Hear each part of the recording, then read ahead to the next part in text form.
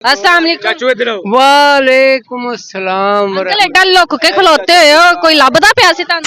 नहीं जी, लुकना इस गल्ले पिया सा कि मैं शरीफ आदमी हाँ ते लोकी भी इत्थे कोई चंगे भी ने कोई मंदे भी ने ते अपनी अपनी इज्जत नूं बचाना अपने इख्तियार हुंदा है।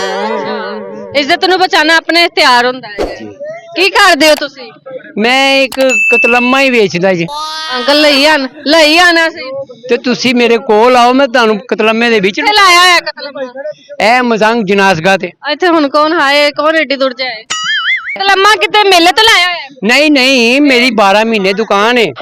12 महीने दुकान है? हाँ जी, मैं अब्दुल हफीज उर्फ भा फीजा कहंदे ने मैनू। भाफी जे कितनी उम्र हो गई? मेरी यही कोई 45 साल दी होनी है। ब्याह होया? ब्याह नहीं होया, हैं? ब्याह नहीं होया। क्यों? बस वो इस गले एक मैं ब्याह कीता सी ते लेकिन वो मनु रास नहीं आया। मैं मतलब जनाजा लाल कर लिया? हाँ जी।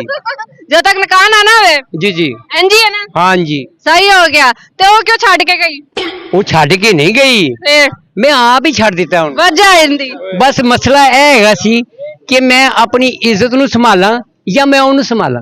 की मतलब इज्जत नू की कीता सी ओने? ਉਹ ਨਸ਼ੇ ਮਨ ਹੋ ਗਏ ਸਨ। किन्ने नशे ते लाया ओनू? ਉਹਦੇ ਪੁੱਤਰ ਨੇ ਲਵਾਇਆ ਉਹਨੂੰ ਤੇ ਉਹ पुत्र ने ਤੁਹਾਡੇ ਹੀ ਪੁੱਤਰ ਨੇ ਯਾਨੀ ਹਾਂ ਯਾਨੀ ਕਿ ਰੈਡੀਮੇਡ ਹੈਗਾ ਸੀ ਮੇਰਾ ਪੁੱਤਰ। ਸਟੈਪ ਫਾਦਰ ਸੀ ਹਾਂ। ਤੁਸੀਂ? ਅੱਛਾ ਅੱਛਾ ਸਟੈਪ ਫਾਦਰ ਹੈਗੇ ਸੀ ਇਹ। ਹੁਣ ਤੁਸੀਂ ਇਹ ਦੱਸੋ, ਇਹ ਹੁਣ ਇਹ ਛੋਟੀਆਂ ਮੋਟੀਆਂ ਗੱਲਾਂ ਹੁੰਦੀਆਂ ਰਹਿਣੀਆਂ, ਤੁਸੀਂ ਗਾਣਾ ਸੁਣੋ ਸਾਡੇ ਕੋਲ। ਓਹੋ ਇਹੋ ਜਿਹਾ ਹੋਣਾ ਚਾਹੀਦਾ। ਗਾਣਾ ਸੁਣਾ ਫਿਰ। चाहूंगा मैं तुझे शाम सवेरे, फिर भी नहीं अब नाम को तेरे आवाज मैं ना दूंगा, आवाज मैं ना दूंगा। दर्द भी तू, चैन भी तू, चैन भी तू, दर्द भी तू, मितवा मेरे यार तुझको बार बार आवाज मैं न दूंगा।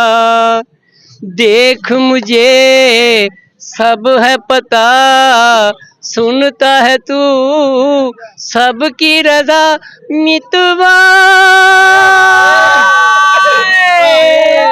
मेरे यार तुझको बार बार आवाज मैं न दूंगा। ਚਾਚਾ ਜੀ ਮੈਨੂੰ ਐ ਦੱਸੋ ਤੁਹਾਨੂੰ ਚਾਚੀ ਦੀ ਯਾਦ ਆਂਦੀ ਹੈ? मनु तो सारे पाकिस्तान दी याद आती है। ਨਹੀਂ ਕੋਈ ਸਪੈਸ਼ਲ ਯਾਦ? देखो ये जेड़ा को तुसी ये काम कर रहे हो ना, मेरे बड़े बंदियां ने, बड़े प्यार वाले बंदियां ने मेरी एडवर्टाइज की थी। मैं क्या हो सकता है मेरे दिन थोड़े रह गए ने, तो कहन केड़ा भाव ही जा ए वेखो ए गाना पे गांदा जी। ਗਾਣੇ ਸੁਣਾਏ ਤੁਸੀਂ ਸਾਰਿਆਂ ਨੂੰ? हाँ जी, मैं अमेरिका तिकरो आया। ਵਾਹ ਕੱਲੇ ਹੀ? हाँ जी। ਕੀ ਲੈਣ ਗਏ ਸੀ ਅਮਰੀਕਾ? अमेरिका मैं अपने सदर ਨੂੰ ਮਿਲਣ ਗਿਆ ਸਾਂ ਉੱਥੋਂ ਦੇ।